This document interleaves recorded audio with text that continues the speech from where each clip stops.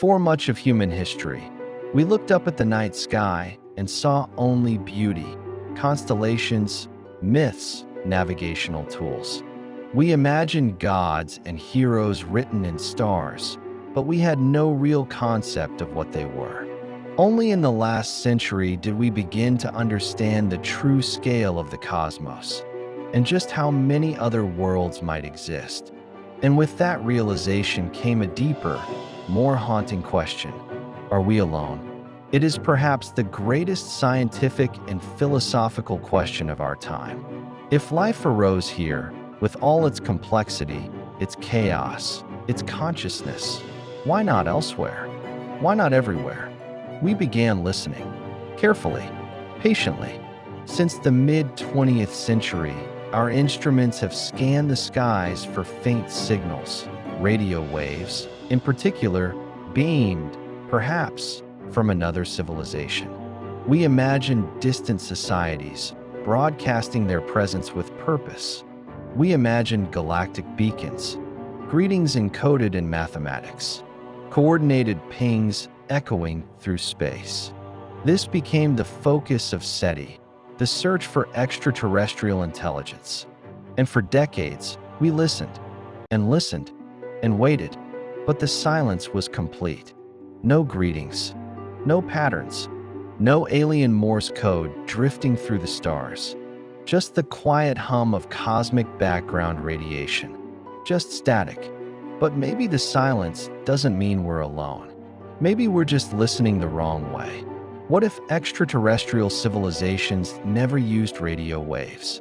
Or if they did, what if they stopped 1,000,000 years ago? What if they have no reason to speak? What if they have nothing to say? And so the question evolved. Not, is anyone trying to talk to us?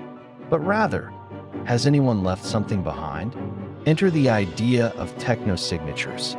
Not a message, not a signal, but evidence. Evidence of technology in any form, existing or long gone. Technology that, like fossils or ruins, leaves a scar on the natural order. A detectable trace. A faint footprint in the fabric of space and time. Techno-signatures are not limited to sound. They are not bound by our expectations of communication. Instead, they expand the search to include all the byproducts of intelligent activity.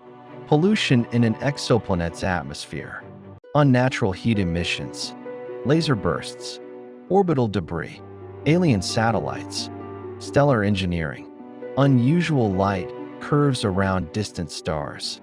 Even a sudden, sustained drop in a star's brightness, something no natural object could cause, could be a clue. It doesn't have to speak. It only has to exist. To imagine what we might find, we begin by imagining ourselves. If another civilization were watching Earth from 100 light years away, what would they see? For most of our planet's history, Earth was silent, biologically rich, yes, but technologically mute. No techno-signature, no signs of industry or artificial energy use. Just a biosignature.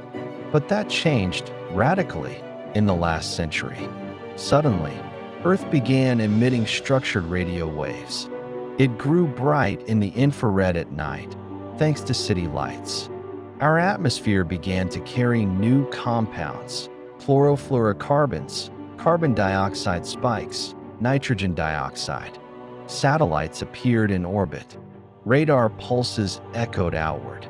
Even nuclear detonations altered the upper atmosphere. In less than a blink of cosmic time, we made ourselves visible. This sudden burst of detectability suggests something profound. Even primitive technologies, by interstellar standards, can alter a planet in measurable ways. And the more advanced a civilization becomes, the more obvious its footprint may be.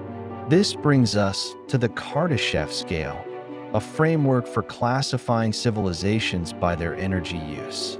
A Type 1 civilization harnesses all the energy available on its planet. A Type 2 captures the energy output of an entire star, perhaps using massive solar collectors or Dyson structures. A Type 3 draws power from an entire galaxy. Each step up leaves larger and more dramatic techno-signatures. A Type 2 might shroud a star, changing its luminosity. A Type 3 might reorganize stars themselves, altering the shape or radiation of a galaxy. These wouldn't be signals, they'd be consequences. Not an invitation to talk, but a permanent imprint on the universe. Some techno-signatures might not even require advanced civilizations. A rogue AI probe, a malfunctioning fusion engine, an orbital megastructure abandoned millennia ago. Even debris fields, alien space junk, could persist for millions of years if stable in orbit. Others could be harder to distinguish. Atmospheric pollution on an exoplanet might look like volcanic activity. Artificial lighting on the night side of a planet might blend with thermal noise. Laser communications might flicker too fast for current instruments. The danger isn't that we'll fail to find techno-signatures. The danger is that we might already have and failed to recognize them. And so, the search is evolving. No longer focused solely on incoming radio signals, SETI researchers and astronomers more broadly are now scanning the cosmos with new questions. Telescopes like JWST and ALMA look for strange infrared patterns. Projects like TESS and Kepler analyze light curves for unusual dips, dimming events that don't match planets. Spectral analysis tools search for chemical compounds with no known natural source, possible signs of industry. Meanwhile, data scientists use machine learning to comb through massive archives of astronomical data, searching for anomalies, patterns, outliers, things we can't explain. Yet, it's no longer just a search for life. It's a search for evidence of intention, and that changes everything. Because techno-signatures don't require someone to be home. They don't rely on mutual awareness. They might come from civilizations long extinct, or from entities that have evolved beyond biology, beyond consciousness as we know it. They may be deliberate or accidental. They may be massive or microscopic. What matters is that they endure long enough for us to find them. The moment of discovery may not come with a greeting.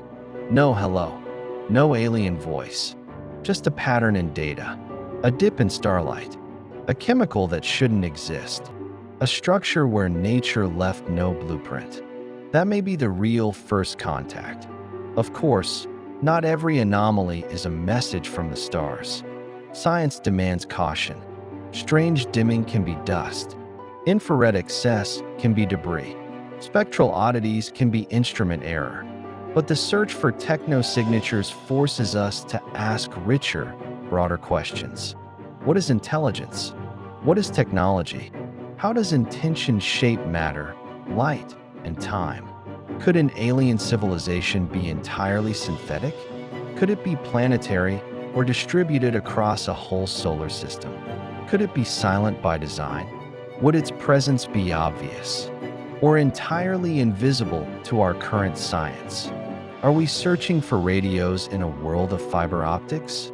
And yet, even with all the uncertainty, the silence, the false positives, the unanswered questions, we keep searching, not just because we hope to find others, but because in looking, we learn more about ourselves. We ask deeper questions about our own future. What traces are we leaving behind? What will Earth look like to a distant observer in 10,000 years? What would our own techno-signatures say about us? Are we a flicker, brief and bright, or something more lasting? Techno-signatures are not a cry for attention. They are the natural consequences of progress. They are the fingerprints of minds shaping matter. They are the cosmic residue of curiosity, engineering, and power. And somewhere, perhaps drifting among the stars, they are waiting to be seen. Not because someone wants to be found, but because the universe remembers. And in that memory, we may one day find the proof we've been searching for. Not a voice, not a visitor, but a trace,